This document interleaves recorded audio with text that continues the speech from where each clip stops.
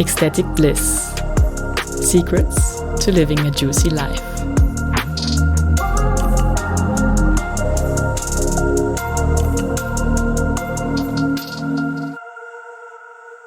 Lose yourself to find yourself.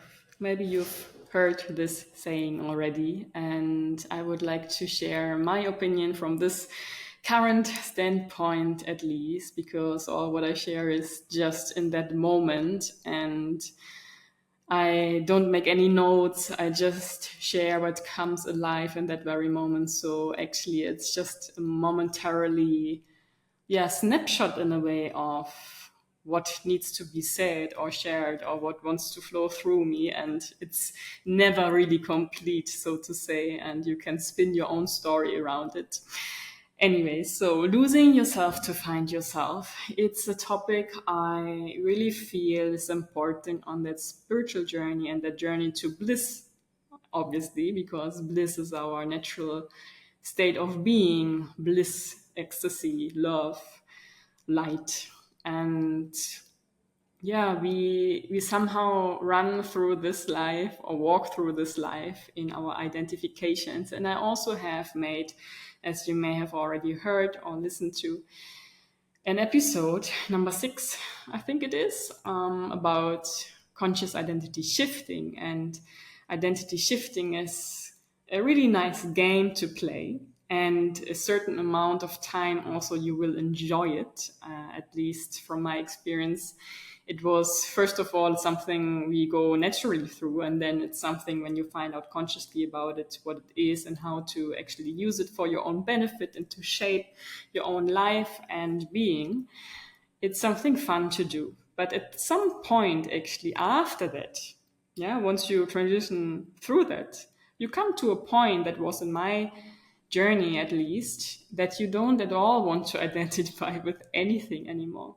You want to find back to your truth. And I shared also in that other episode that is actually with each identity you even consciously shape, it's becoming refined and more refined to align back to your soul frequency, to your natural being, to your essence, to your truth, to your divine being, your divine essence, yes?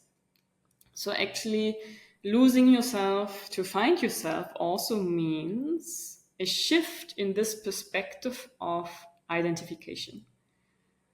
In a sense, also letting go of labels you put on yourself or that you have taken on from others, that you first of all maybe have glimpses into who am I or what am I without all those labels, all those identifications. So it's about dropping everything that this I has created as a story around your being, your existence, or this reality.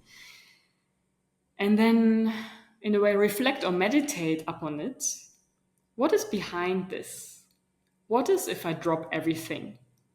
And for our innate part called the ego, it's really hard to drop everything because the ego likes attaching to an identity. And actually the identity obviously is also something beneficial for us to distinguish ourselves from others, to say this is me and this is how I am and this is what I can do and this is where I'm good in or bad in. It helps us in a way. But on the spiritual journey, coming back to that, on the spiritual journey, it's a lot more after having played with the identity, having that through, it's about identification. And for this, it's more about losing yourself, the self-made self, to find your real self. And that's actually a big search that then starts, because it's oftentimes in layers that you maybe are able to drop some labels, but not all of them, because you question a lot, because you reflect a lot, because the ego drops in, because another identity comes in. So there are so many parts of us discussing that don't want to let everything go. That maybe there's also a lingering fear of what happens actually when I let go of everything. What happens if I become empty of all labels. And I've realized more and more actually that this emptiness of emptying ourselves is a really valuable tool to find that true essence, to get at least a glimpse of it, to tap more and more into the vibration, into the frequency, what the essence of your existence, of this whole existence actually is. It's like with each time you get, you are able to drop something of this identification, it's as if you open a door to a new perspective of yourself. It's as if you dip the toe in a big ocean that has until now been maybe never been touched. And at some point you will go in with your whole foot, and then you will maybe bath and swim with it actually. And then you, with each time you gather those glimpses, you become a broader perspective and a broader view of what is disidentification, what is losing myself, what is emptiness. And I think also valuable for it to experience that, or to get to that state of, oh, I want to explore that, is actually to see that identification is always limited. No matter which identity you give yourself, it is limited in your capacity to express yourself. So it has kind of like constraints or a framework in which you move. Yeah, you have a certain framework in which that identity can act, as if you give yourself a role in this game of life. But if you drop that identity, any identity, the game vanishes too. Your storyline vanishes too. And this might be frightening for your ego. This might be a threat really for your ego. But I feel on that spiritual journey, there comes this point where you are maybe even pushed by the universe to more and more tap into emptiness. From my experience, I can say emptiness or emptying yourself is really a liberating act of, you in a way free yourself from restrictions, from limitations, from blockages, even from everything that keeps you contained in a form. Because emptiness actually is vastness, is everythingness, is oneness, is nothingness, is exactly also on the same baseline of what this all here is about: the universe, God, consciousness, a vast sea of nothingness, of emptiness. And if we actually look from a very subtle layer, it is even scientifically proven that this density here, very, very closely looked at, is nothing but emptiness. So we are actually just perceiving us in a dense form by the distance of those particles or vibrations being very dense together. So in a way, we are also, in a way, just an illusion that experiences itself as a human being, in a body, in a form, as an identity. Yes? So losing yourself gives you the opportunity to experience your divine sovereignty, your divine freedom. It's a step on the path of liberation. It's a step on the path of expanding yourself, or this self. Yeah.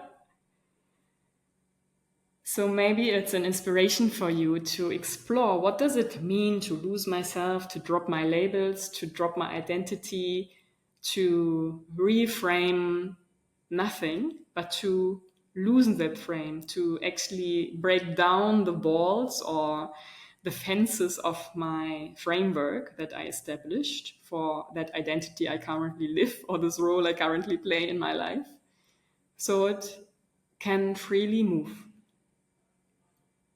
And maybe it becomes a little bit more of a practice even. So one suggestion is actually meditating on emptiness, or trying to imagine that with each exhale, you empty yourself more, you let go of whatever you want to let go of, to actually come to a state of 0 point consciousness that is not identified with a form, that is just observing forms transitioning into formlessness, cycling into being and non-being.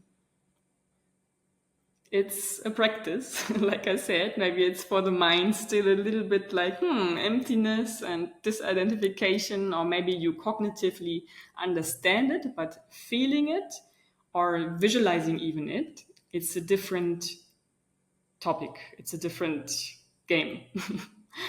So usually we first understand something with the mind, then we try out practically maybe how it is. And over time with practice, we actually get to experience it.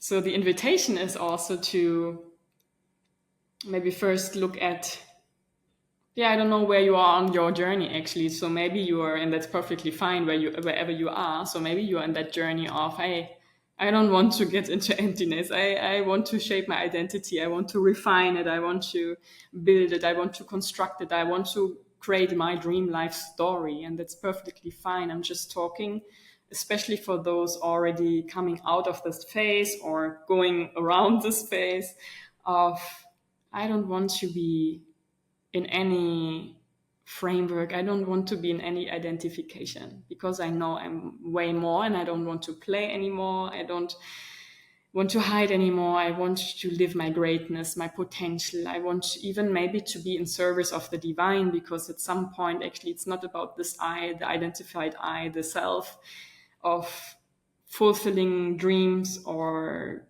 going after desires.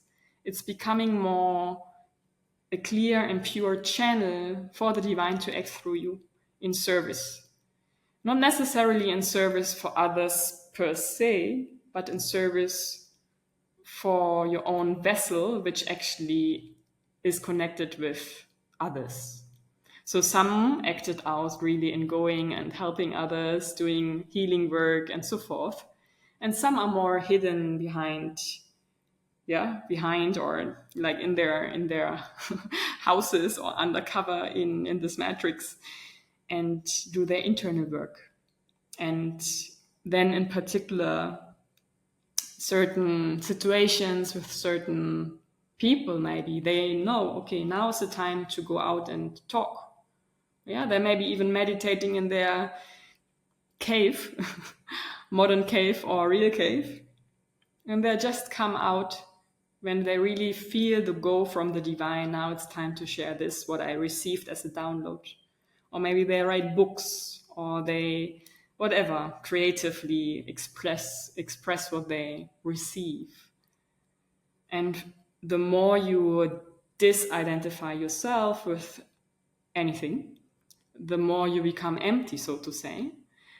The purer, obviously, your channel as an embodied form you are for the divine to speak through you. Which also means, for me at least, most of what I share is an impulse from the deepest down inside of me, which is connected to the divine. Which means it's nothing the I created has to share, but something that wants to come through me, comes down to me. Like I said, I don't have any notes, just what at this moment runs through me comes. So there's one download of, okay, this is a topic I wish to talk about, or I need to talk about. And then what I talk is coming in that very moment. As for this audience that is watching this video or listening to this episode, they are the receivers for exactly that message. And so far, losing yourself actually becomes a way of finding the divinity inside of you.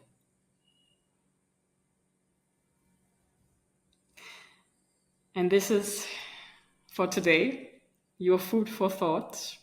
Emptiness, disidentification, losing yourself to find yourself. expanding your capacity to express yourself by releasing the frameworks of your life story. And as mentioned, I feel this is at some point on the spiritual path, one phase of your life. So maybe already now, maybe in the future, and maybe it's also not destined for you, but if you are here now listening, most probably at some point you will cross anything what I shared today in your own version, in your own form. Bear that in mind, that anything that I share, you can always adapt to your own life. You can say, okay, this applies to me, this applies not to me, this I agree, this disagree. It's your own path, and there is no, okay, this is the way it always happens, because anything is possible and anything can be expressed through us in different perspectives. Yes? So let's leave it with that for today. And I hope you find your own way of coming into emptiness, at least at some points, because emptiness really gives you a new perspective, not only of yourself, but of this whole universe. See you next time here at Ecstatic Bliss. So much love and so much bliss.